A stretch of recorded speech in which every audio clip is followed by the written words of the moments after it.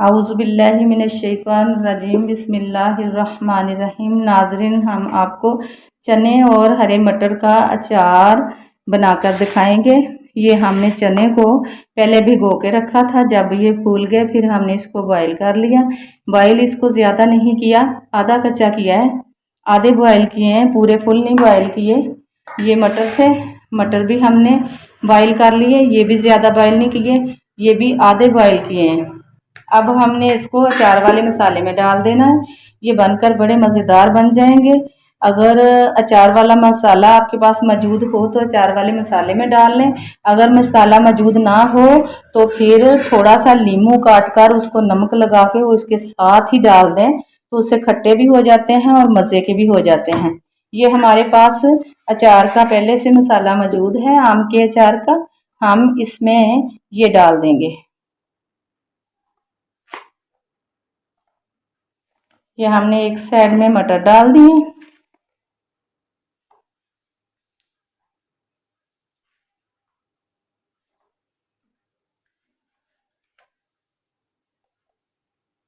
इधर हमने चने डाल देने। चने ब्लैक भी डाल सकते हैं, सफ़ेद भी डाल सकते हैं, जो पसंद हो वही डाल सकते हैं।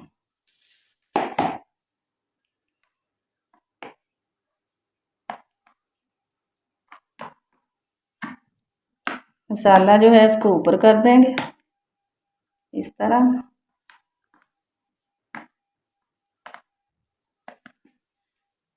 और इसमें सरसों का तेल डाल देंगे ताकि ये तेल में डूब जाएं। जो अचार तेल से बाहर होता है वो ख़राब हो जाता है। तेल अचार के ऊपर होना चाहिए।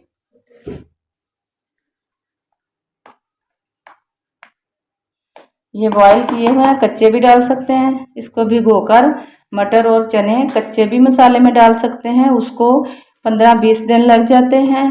ये हमने बॉईल करके डाले हैं, ये 3-4 दिन में खाने के काबिल बन जाएंगे। अब हम इसको ढक के रख देंगे।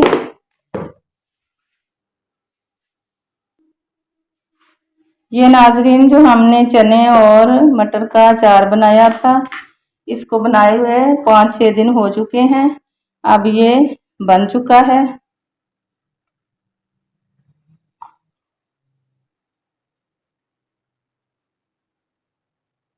हमने इसको चेक कर लिया है, बड़ा मज़े का बना है, बहुत अच्छा बना है। ये मटर का हो गया,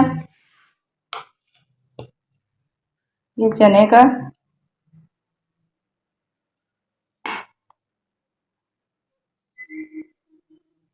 अगर अचार का मसाला मौजूद हो तो उसमें बहुत अच्छे बन जाते हैं, अगर ना हो तो फिर नींबू डालना पड़ता है। ये नाजरीन बहुत मज़े का अचार बन गया है, चने का और मटर का। ये बहुत मज़े का बना है, हमने चेक कर लिया है।